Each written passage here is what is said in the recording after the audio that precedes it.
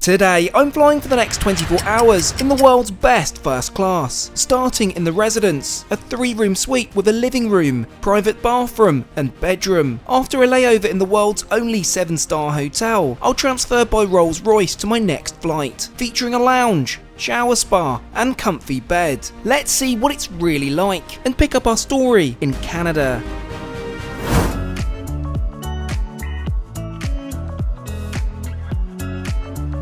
Well, hello there and welcome back to the channel. You join me here at the Four Seasons Toronto, where we begin our epic first class adventure. Without any more to say, let's head right over to the airport. Toronto Pearson Airport is located around 20 miles from my hotel, with the drive taking 30 minutes.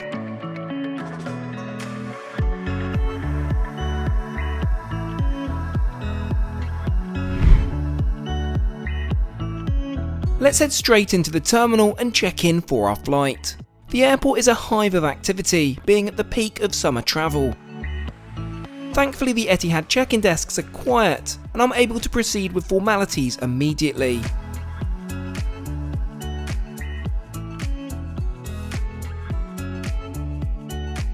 I wish more airlines presented their tickets like this. I know it's a small touch, but this does make it feel even more special. Anyway, time to head through security. Etihad provide fast track, but this doesn't mitigate the busyness of the airport today, with procedures taking around half an hour. Finally through, I have a brief moment to check out the Plaza Premium Lounge. Given Etihad doesn't have a lounge presence here, this is far from what you can expect at their home base in Abu Dhabi, but I guess does the job for my short stay. I think it's time to make our way over to our gate then. This is where the real indulgence begins. Introducing our 8-year-old Airbus A380, which hosts the world's best plane seat. A member of staff is waiting for me here, who leads me personally over to scan my boarding pass and then onto the jet bridge.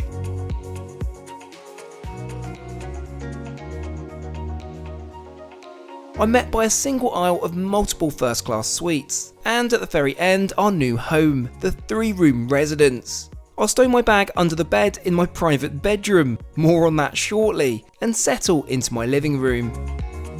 I'm presented with some sparkling water, a cool towel and some Arabic dates, shortly followed by an Arabic coffee to keep that jet lag at bay.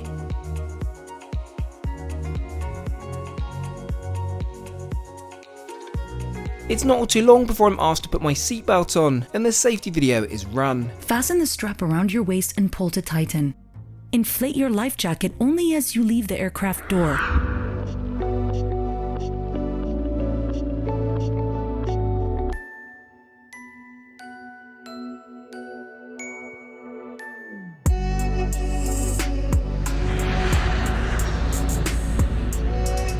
So where exactly are we going? Well, we'll travel over the next 14 hours, some 7,000 miles, all the way to Abu Dhabi.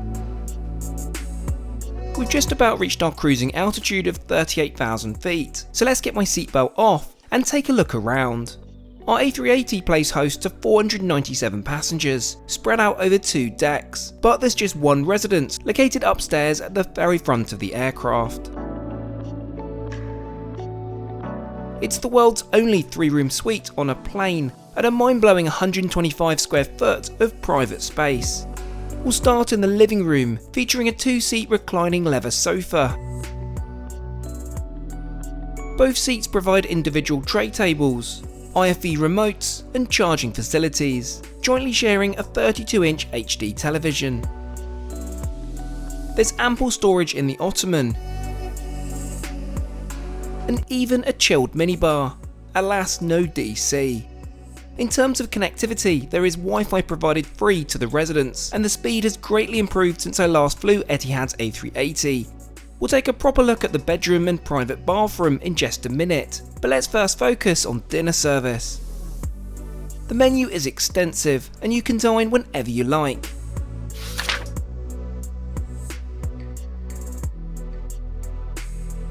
I think we'll start with champagne, a delicious 2013 Charles Heinzsek. Whilst brilliant, I'm surprised to not see a slightly more special champagne, like last time I was on board, given the level at which the Residence is. No complaints, just an observation.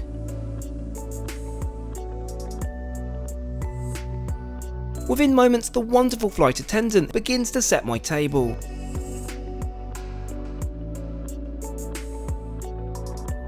Naturally, I've opted to start with the caviar, which comes complete with traditional garnish of finely chopped onion, shaved egg, bellinis and sour cream.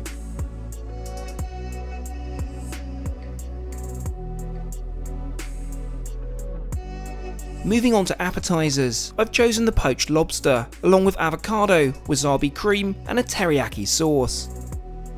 Prior to my main, I'm served a raspberry sorbet palate cleanser, along with a Coke Zero. Now for my main, where I've ordered the mouth-watering Emirati lamb shank biryani. To close off proceedings, I've gone for the rather fitting Canadian maple syrup sugar pie.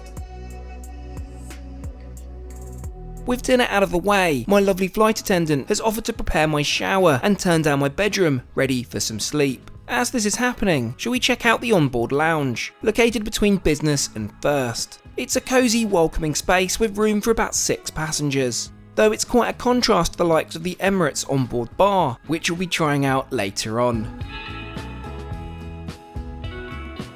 All turned down, what's the rest of the residence like then? This is a true game changer. Your own private bathroom on board a commercial aircraft.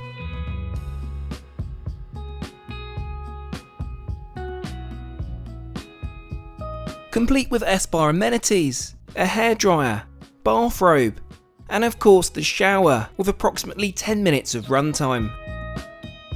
I've also been provided with Armani pyjamas and slippers, as well as a well-stocked amenity kit.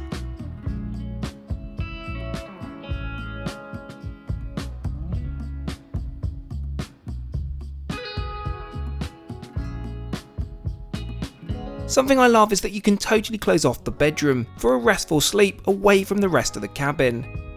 It truly feels like a hotel room in the sky. But what is the bed actually like?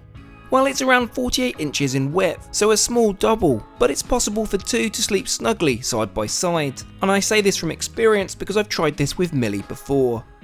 Anyway, night all.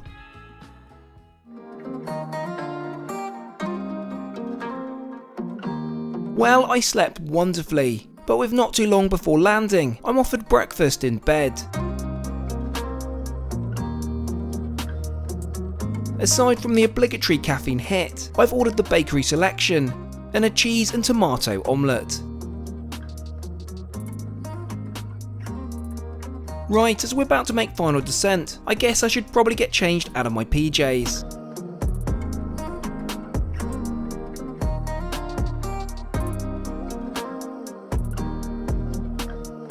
Let's get the Tims back on, along with my seatbelt, as we approach the UAE capital, Abu Dhabi.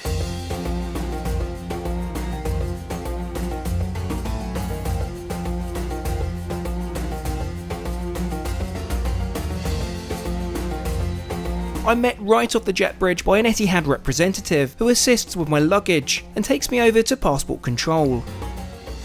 Now, whilst we've landed in Abu Dhabi, our adventure is far from over. We'll be comparing another incredible first class experience, but this departs from Dubai. Thankfully, Etihad includes a chauffeur service within the ticket price, and the transfer to the neighbouring Emirate should take about an hour.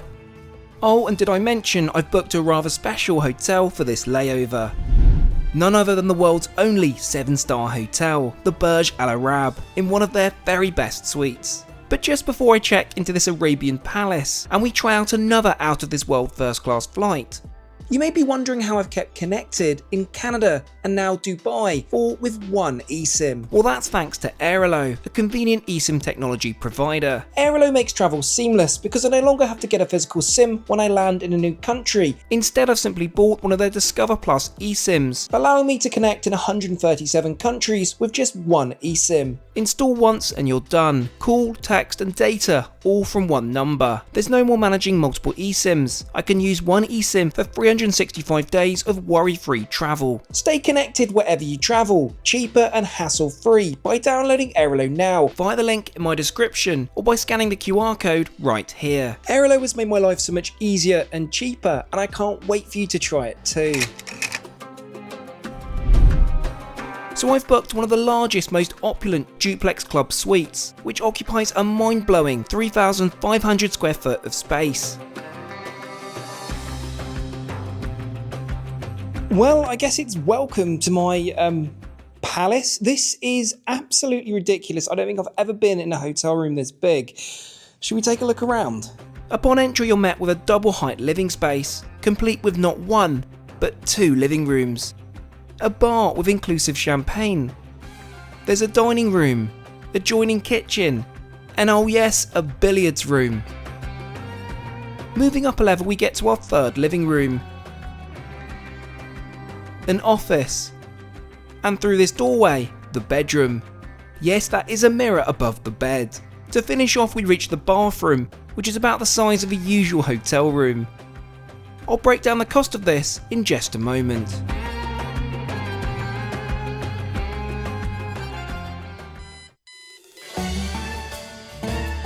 Good morning. It's another pretty early start, with just enough time for a quick coffee and shower before heading downstairs to the awaiting Burj Al Arab Rolls Royce. This will be whisking me over to the airport.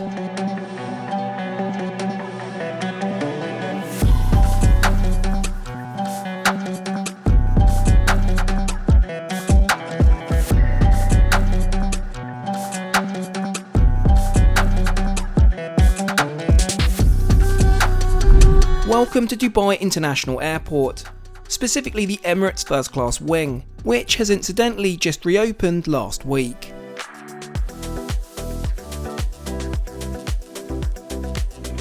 Inside, you can choose to check in while seated comfortably by means of a member of staff armed with a tablet, or if you prefer the more traditional approach, just head to one of the desks. Within moments, I'm heading towards security.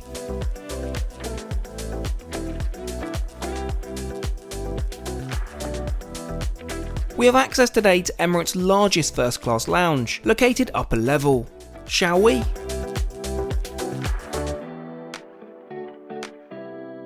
Welcome to the Concourse A Lounge, which covers a staggering 100,000 square foot of space. Aside from waiting for your flight in a comfy seat, you can shop to your heart's content in a dedicated duty-free store, relax in the cigar lounge, indulge in a complimentary massage, or what I've chosen to do, head to the restaurant. Here you can choose from an extensive buffet, or enjoy a la carte table service. Here's the breakfast menu for you. Given the food I'm about to enjoy on board, I think I'll just go for the pastry basket and a double shot cappuccino.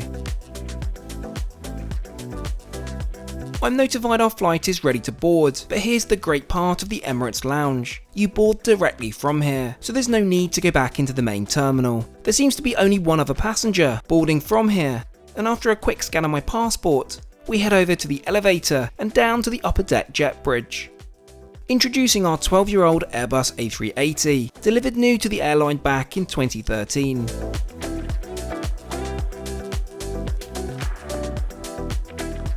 So our aircraft has space for a total of 560 passengers, spread over 3 classes of travel. We're on the upper deck, which boasts 14 first-class suites in a 1-to-1 configuration. I've selected Suite 3 Kilo for today's flight. Let's stow my bags and take a proper look around. Of course, we no longer have a 3-room suite, but this is still very roomy and a fantastic space to be. There's a non-refrigerated pop-up minibar, 32-inch television, backlit vanity mirror, writing kit, and a snack basket. It's an opulent over-the-top space, and certainly complements last night's hotel very well. The white glove service begins with some dates and Arabic coffee, a tradition I'm quite getting used to. It's time to get my seatbelt fastened as the safety video begins to screen. If there's a change in cabin pressure, oxygen masks will appear from above you. Pull the mask towards you like this to start the flow of oxygen.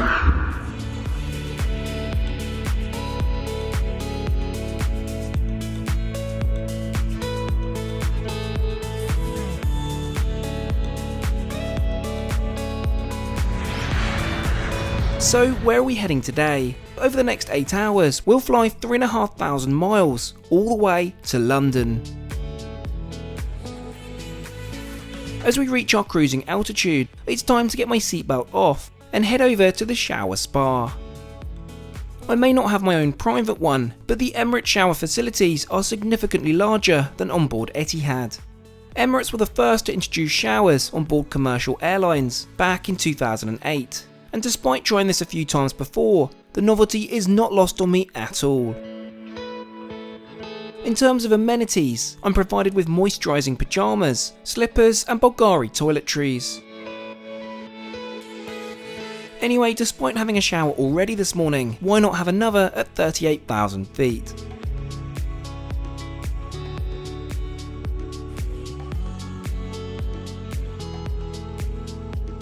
Of course, now I can get my PJs on, and yes, I brought my own NASA tea.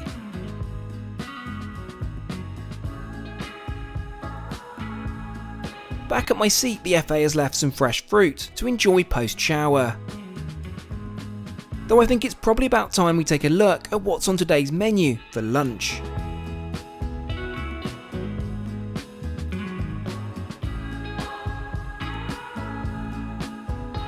With my order placed, it's time for champagne in form of Dom Perignon, which trumps Etihad's Charles Heinsick offering.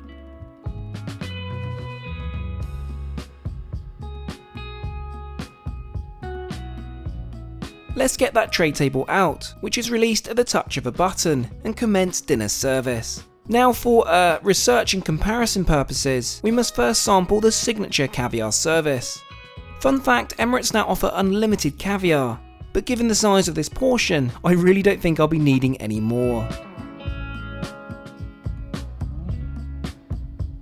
Next up, I've opted for the creamy green pea soup with creme fraiche.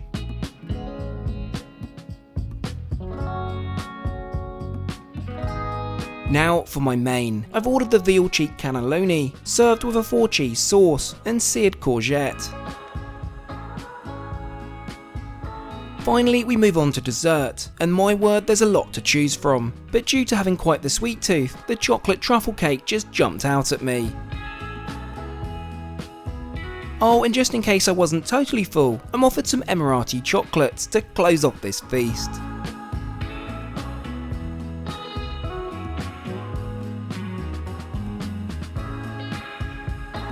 As my suite is being turned down into a bed, should we go and check out the onboard lounge? It's positioned to the rear of the aircraft, on the upper deck behind the business class cabin.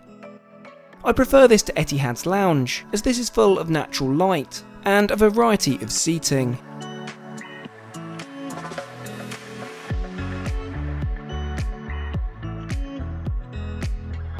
Back at my suite, the bed has been turned down for me, and for a converted seat, it's among the very best in the sky, coming complete with thick mattress, duvet and pillow. For privacy, the suite has fully closing doors, which close at the touch of a button. I'm not really ready for sleep, so instead I feel it's time to watch a movie.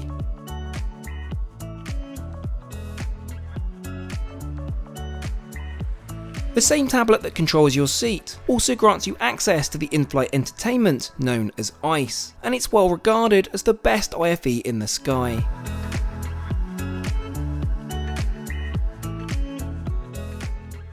Well, Anchorman is an absolute classic. Now though, it's not long before our final descent. To get changed, I've gone for the rear first class lavatory. Oh, and it's a loo with a view. Back at my seat, let's get the Tims on. And of course my seatbelt. Before we glide majestically over the city of London. Worry not, when we get on the ground, I'll break down the total cost of this trip.